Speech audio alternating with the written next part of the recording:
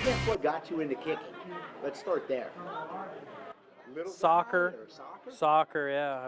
Played a lot of soccer when I was young, and I don't know, somebody just told me once that I should try to kick a football too, I guess. I don't know. I mean, I played football and did receiver, and actually when I first started, I think it was in 8th grade, I actually was the holder.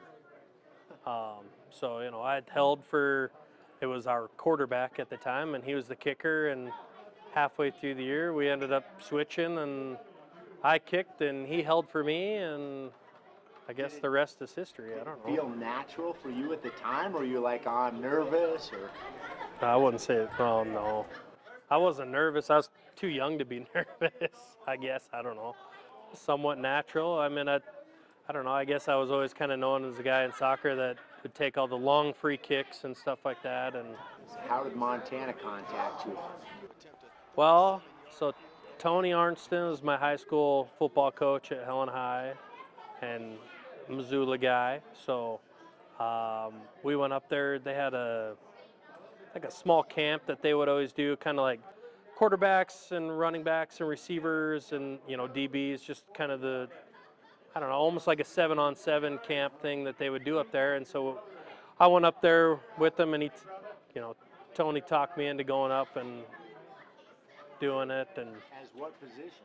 As a receiver, because I played receiver as well in high school, and so we went up and and I'm sure he probably set it up looking back, but we were out on the field, and Bobby Houck was out there and a couple other players, and they were doing some drills or whatever, and we were out, and he's like, oh yeah, he's like, Tony's like, oh yeah, this guy can kick, and I met Bobby for the first time, and I ended up kicking 10 field goals, and I think they were linemen doing drills or doing workout or something, and they were, they're doing anything they could to harass me. They had the mom jokes and the girlfriend jokes and anything you could think of, and I ended up kicking like 9 for 10. And so how far? Honestly, I have no idea. I couldn't remember. But yeah, maybe they were extra points. I don't know. But they,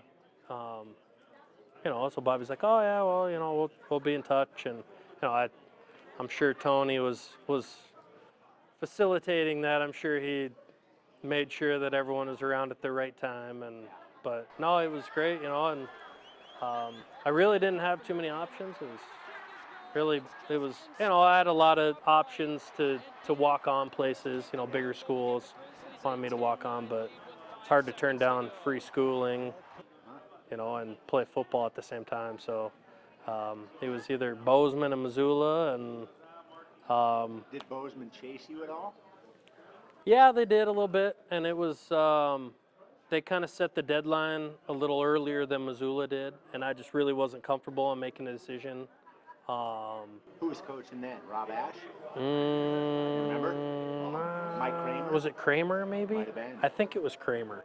And so, but yeah, and then, yeah, I don't know, maybe they thought they could maybe force my hand, and I don't know. I honestly, I don't know. But I wanted to do, my sister went into pharmacy school in Missoula, and so I was going to go, and I actually started in pharmacy school and then ended in chemistry, but yeah, so that was kind of the reason I went there. And at the time, the Griz had the turf field, and being a kicker, I like the constant field. I don't like the grass. I'm picky. I'm finicky. Yeah, I'm finicky. Yeah, and it gets cold and snowy and rain. Yeah, I'd like to have that footing. It's a good thing. Favorite memory at Montana? Oh boy.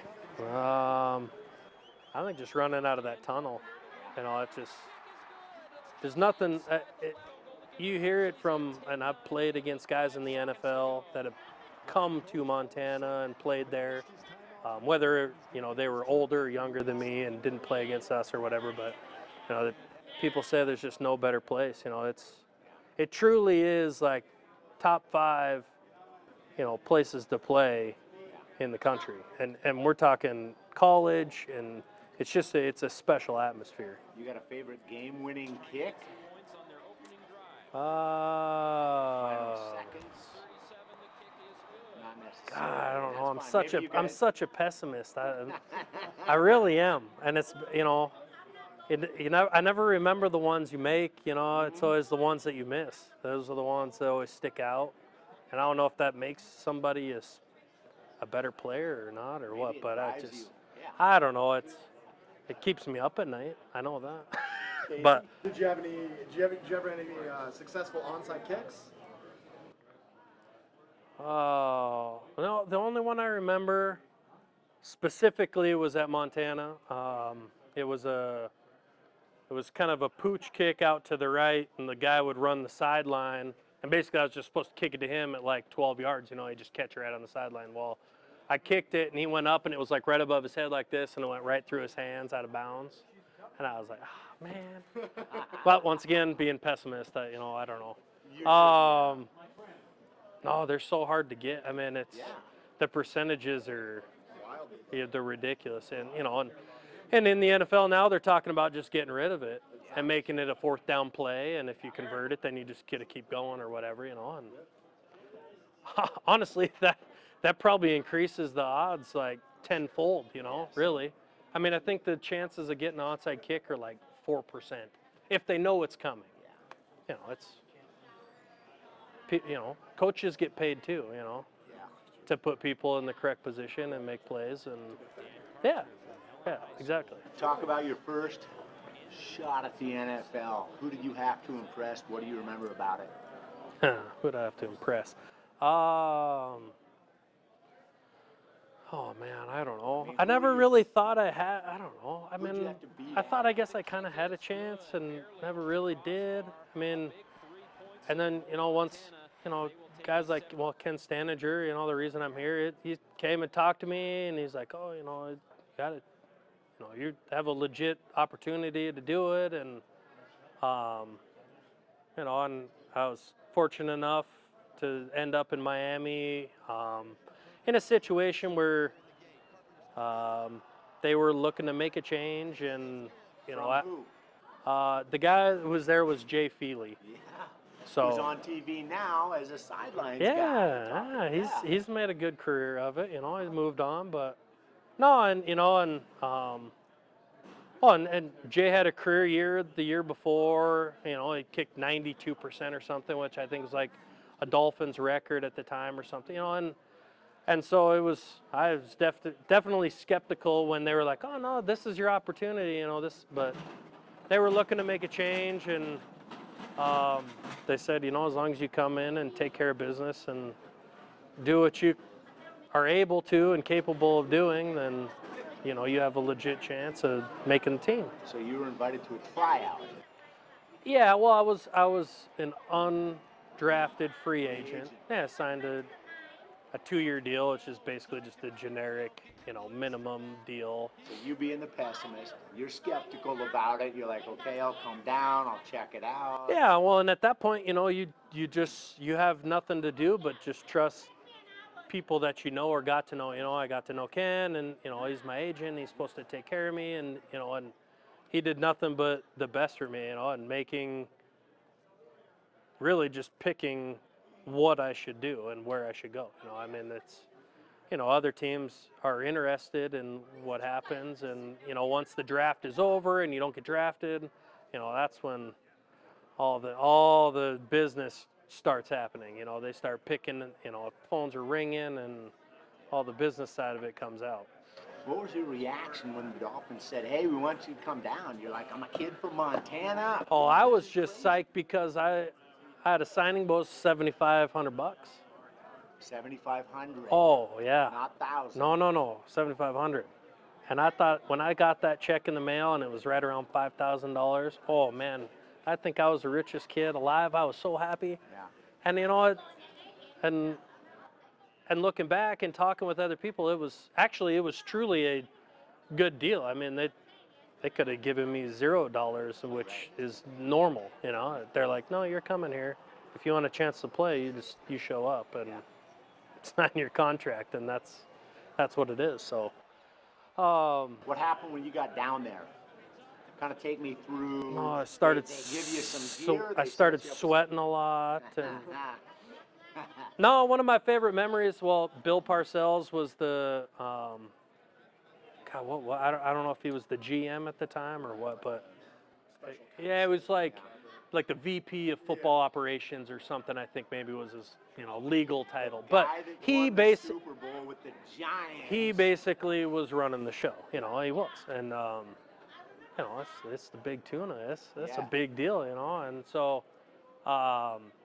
So we go down, and there's a rookie camp before any of the veterans show up. It's strictly rookies. And they gave me number 1. And I don't care. I just put on whatever. They could have given me 512, and I would have wore that jersey. I didn't care what it was. I just put it on and went out. And so sitting there, and Bill Parcells comes up to me, like first day. We have 2 days practice, so we're having practice in the morning. After practice, he comes up to me. He's like, hey, did you got a great opportunity here. And I was like, oh, yeah, thanks. I appreciate you guys having me here. I'll work the hardest I can. I give the speech, And he goes, well, did you choose number 1? No, not really. It's just the jersey they give me. He's like, yeah, because he's a huge, like, there's no I in team. Like, number 1 is like, hey, look at me, So we had a conversation, a short one or whatever, and he got back in his golf cart, and drove off. And I was like, oh, that was weird. So going after practice, get changed, shower up, head up to lunch.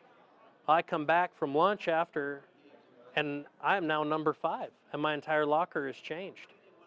Yeah, he just, he did not want a number 1 on his team, and he thought it was, it's very like selfish and look at me, I'm number 1, and this before you made the team? Oh yeah, before.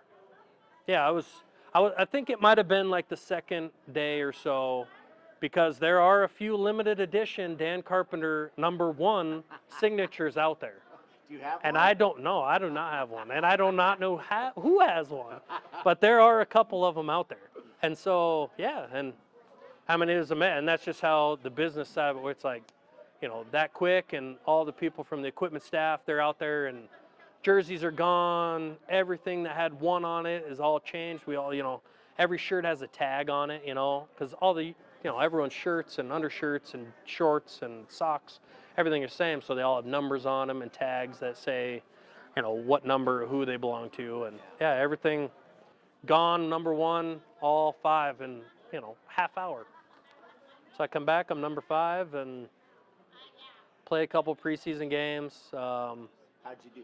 Jay got hurt, had a hamstring issue before the first preseason game, and so I got the whole first preseason game to do. At home? Remember? No, I don't remember. That's fine. That's all right. I don't remember where it was. I should remember, but I don't. Yeah, and Were you forced into field goals in that game? Do you remember that? no. All right. So I it's think all- I did okay. Well, I know I did okay, because I do remember I went 6 for 7 in the preseason for field goals. And the last one was pessimist. Last one was a miss from 49 yards in New Orleans. It was the last preseason game. It was the 4th preseason game. So Were you sweating it then, or was Feely still hurt? I had actually, at that point I had, made the team. They had already released Feely after the first preseason game. They released him basically because they wanted me to have the bulk of the work from then on to see what I could do, so. What were your thoughts then? You're like, this guy's a veteran in the NFL. He's been kicking forever, and they just released him so I can stay on board. Oh, I don't know. Smart enough, I think, to know that, talked enough by, people like Ken, and, kept level-headed, like, yeah, it doesn't, it could change tomorrow. Yeah. It doesn't, just because someone's not competing with you that's at that camp, doesn't mean that you're not competing with 30 guys constantly, so it doesn't matter. They make a phone call and get somebody there the next day, no matter what. But then you're an all-pro just like that. What was that like? You think back to the season and then the announcement of when you made All Pro in the NFL. Well, pessimist. I was alternate, Okay. so it was Nate Kading, sorry, Nate, who actually came and filled in for me 2 years after that when I got hurt. Filled in for 2 games at the end of the season, but no, he was the original pick for the Pro Bowl and actually was in Miami that year. So he came and got hurt, I think, or something right before it or during the beginning of it or whatever it was. And so, yeah, they gave me a call, and I was out doing this biking Everglades, like biking tour thing or whatever. You rent these bikes and ride this path around, and there's alligators all over, and you're riding right by them. And yeah, we were doing this thing or whatever, and no service to get back and have a phone call. And so I call it, oh yeah, the kicker got hurt. You're supposed to go to the Pro Bowl. You got to call so and so. And I'm like, oh okay. Like it's it's 2 days into the week that they're already there. And fortunately and unfortunately, it was in Miami. Right. So I didn't get to go anywhere, but it was nice because part of the package is you get flights for like you and your other. So like my wife and I would have been able to fly first class to Hawaii, but they let you turn it into 4 coach tickets. So I invited like my best buddy from back home and like Kayla's dad and brother-in-law, and so like we got to fly them down, and there's no fee, they stay at our house. We had a house down there. I stayed at my own house, Right.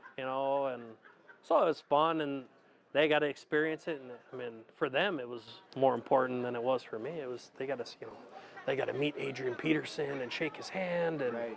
Do all this, and just see Wade Phillips, and they loved it more. They're like, oh, can I go? I'm like, yeah, you guys just do whatever. It's fine. Like, they're people just like you and me. It's, How'd they're you do in the game?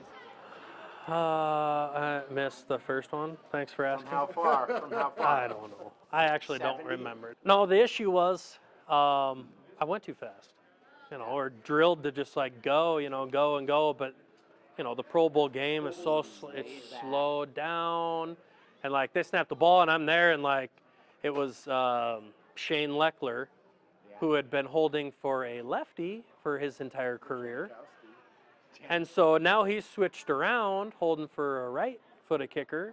But yeah, it was fine. It was just I was there way too early, and he was not. Obviously, I mean, at Pro Bowl, you're not really practicing or anything, and so yeah, I think I went 2 for 3 or something. I think in the game. All right, but let's talk about going to Buffalo. You got a question? No, bro. All right. are we running out of film yet or no? I would think we would. Are you but sure? We're not. We're good. Are you sure that light isn't burnt out yet? It's not quite burnt out. So Buffalo, you end up there, and what a polar opposite. And granted, you kicked at Montana, but still Buffalo. After living in Miami, talk about that transition. The story to get there is a ridiculous one, but we might actually run out of film for that one. No, I want to hear it. No, it was crazy because I get cut from Miami. Yeah. I'm expecting, or my wife and I are expecting our firstborn boy. And he's late, of course. Yep. And so I think I get released from Miami on like the 15th of August. And my boy was born on the 19th. So I told, at that time I'd had a new agent, after Ken had passed, and I told him, I was like, oh, I'm not going to make a decision on where I'm going to go because I'm going to be here for my kid to be born. And so I was like, okay, like, come on, buddy, like, let's get out of there. Let's go. Like, I got decisions to make and places to go. And so, finally, he's born in the afternoon on the 19th, and the next morning I'm on a plane at 6 a.m. to fly to Arizona. So we picked Arizona, went out there. They were super interested. Played in a preseason game there. I think it was the third preseason game. Was Arians coaching then? Who was? Yep. Okay. Yep. So I went out there. Played in the game, had one field goal that was blocked. Next day, they said they realized they had way too many issues to deal with and didn't want to really worry about the kicker position, so they released me. So I get on after 3 days, get on plane, fly home. Back home for, I don't know, less than 24 hours. Jets. So I hop on a plane, go up to the Jets. I'm there for 4 days, 3 or 4 days, same thing, playing the 4th preseason game. One field goal. Yeah, it must have been. Okay. It must have been with Rex there. So kicking, I have one kick there, make that one. Next day, same thing is kind of dragging on. It's kind of like the final cut day, and it's dragging on and dragging on and dragging on. It's getting later in the day. Finally, they're like, we're just going to stick with what we have. Thanks for coming. I'm like, okay, thanks for having me. Yeah. But it's too late, and they can't get me on a flight home.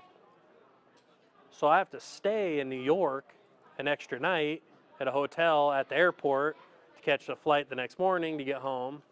So I'm already a little annoyed with that. And it's a 4th preseason game, and there's, everyone's pretty much made, it's the final cuts. And I'm like, all right, whatever. I'm like, I'm just going to go home and enjoy family or whatever. And I got my wife and brand new kid, and I'll just go home. And because, my agent at that time's like, well, it's going to be, it'll probably be 3 or 4 weeks. Even if somebody struggles, they're going to give them a chance in another week. And, so you have some time, relax, whatever. Get home, same thing. It's like, that night, and I get a phone call, and he goes, hey, Your agent? Yeah, my agent. He calls me, goes, Cleveland just cut both their kickers. They don't have a kicker on their roster, so I just wanted to let you know that they might be calling.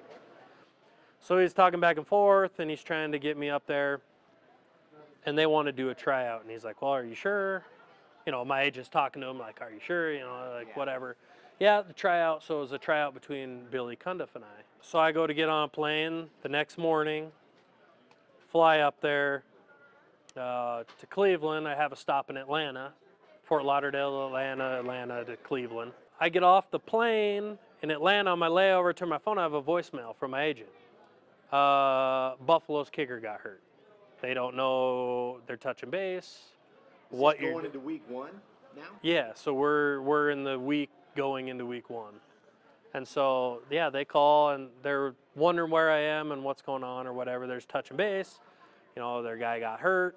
They don't know how bad it is or what's going on. This was in the layover in Atlanta? Yeah. So I'm like, well, okay, I got, an hour and a half or whatever. I'm just sitting here, I'm waiting by my plane to go to Cleveland. Yeah. So he's calling back and forth, and my agent's talking to Cleveland and telling them what's going on. He's talking to Buffalo and telling them what's going on, and finally Buffalo's just like, no, we'll sign him. Like we think it's gonna be like a 4-week deal. We'll just sign him, bring him up. We'll just sign him, and we'll go with them for. It's supposed to be like 4 to 5 weeks or whatever they thought it was gonna be. So I'm in Atlanta, and he's like, oh, perfect. He's like, I'll just call them. They'll get you a flight from Atlanta to Buffalo, and you can. Well, I'm like, well, I checked the bag through, I'm not a complete pessimist. I packed a bag like I was going to stay in Cleveland. I was going to win the job at least. So he's like, all right, well, you just go to Cleveland, land there. He's like, when you land, I'll have info on like where they'll put you up or whatever. So they put me up at airport, right by the airport in Cleveland. I spend the night in Cleveland, wake up the next morning, take a little prop plane from Cleveland to Buffalo, and sign the deal there. I'm supposed to be there for, 4 weeks. And the guy, I think he just came back. He was, he's a young kid. And even though I told him, I was like, yeah, just listen, I'm not here the whole time, just get healthy.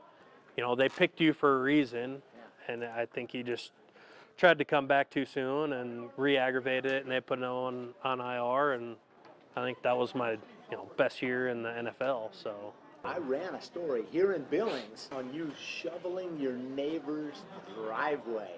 Yeah, we lived in a tiny duplex, and our neighbors were really, really sweet, like elderly couple. And yeah, we had that huge snowstorm where we got like 6 feet of snow, and I got pictures of me, standing in front of their door, and the drifts are as high as the shingles, and it was crazy. We shoveled just to get over there. It's 6 feet of snow. There's not really much you can do. So kind of made a path over to their house and kind of knocked on the door, hey, how are you guys? You need anything?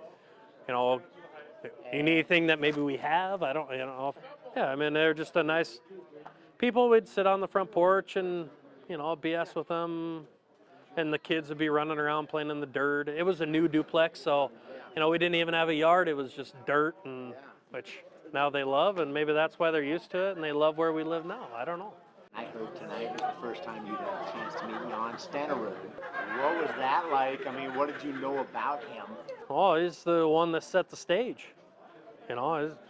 He changed the kicking game, basically. I didn't have an extent conversation with him about it, but, it's somebody who was like, I heard the story, and it's, they just drag him off somewhere, and they're like, hey, you kick footballs. Yeah, come here. Come put this jersey on, and He was a skier. yeah, try this on. Hey, come do this. See, Like can you in kick? soccer. Can you kick that thing through there? Yeah. Okay, good. Thank you. And change the game, really. So when you kick from Miami, you kick from Buffalo, you try it with the Jets. And the only other team in the AFC East is the New England Patriots. Yeah. And they won another Super Bowl this year. I mean, you've seen them more close up than most of us have seen them. What is it about the New England Patriots that just continues to be the craziest dynasty we've ever seen, maybe in professional sports? Do you love him or hate him? Of course you hate him. I do too. Why would you love him? You wouldn't. Unless you play with him. Right. It's like Tom Brady. Everyone says that. You talk to any defensive player in the league, and they can't stand him, and they go play for New England, and guess what? They're best friends. But honestly, and I know nothing about anything really. But I mean, I think it's just it's a consistency. Like how long has Tom Brady and Bill Belichick been there? You see it now so many times, and like teams get a new coach. Oh, that coach is terrible. We gotta get a new one. We get a new guy in, and you get 2 years. Oh, you're gone. It's like, well, they can't. Nobody gets a chance, And I feel like all the teams that are good or have been good, you look at them and they have the same coach. They have the same quarterback. They have this. It's the same foundation, and they always have it, and it's always there. And I don't. That could be completely nonsense. I don't know, but you always look at that, and obviously there's a correlation. If they're really good, they're going to keep their head coach and their quarterback, and but at the same time, if somebody's really bad, they're going to make a change. I mean, it might just be that Tom Brady might be one of the greatest quarterbacks of all time. There's very few of his kind around, and most of those teams win. They find ways to win. Drew Brees, Aaron Rodgers. Do you watch much football now? You still glued to it? We don't have TV. Really? No. Do you check scores? Yeah, I mean, I have a SportsCenter app on my phone. I do a little bit because I still know people that play, and I like to follow people. I don't know. I don't really watch much sports. I like watching certain players. Like I like watching the Warriors play because I love to see the three ball, and I love watching Steph Curry shoot the ball. No other reason. And somebody's going to call me a front runner because they're really good now, but I just like watching them shoot the ball. If you play for someone else, I'd probably watch them. What about your kids? I don't know how old they are, but what direction? What doors will you open for them? Football, soccer, baseball? Yeah, I mean, we're a little limited on where we live, but yeah, I mean, if whatever they want to try, they're more than welcome to. Both of them do wrestling now. I never wrestled a day in my life. I know zero about it, but I help coach, and I know as much as they do because that's whatever they get taught is what I get taught, and so I just turn around and teach them and keep telling them to do the same thing. So You settled down in Plentywood because of your wife or family's there? yeah, my wife and her family. My wife grew up there at a little ranch right outside of Plentywood, so we lease most of our pasture out. It's enough. Yeah. And so we have 20 head of our own right now, and we'll slowly build up to it and stock the place, you know. Are you learning that? No, yeah, I'm learning. It's a process, and we'll know the full swing here pretty soon once it gets going. You know, we're just starting to calve. That's why my wife is not here. You know, she's back because we had a couple that were going to be close, and the water is starting to rise, and you know, so we got the spring runoff in full swing. So, you know, she really wanted to come, and you know, we wanted to come and you know support Ken. And this is the first time, yes. So I'm just soaking it in and trying not to get lost.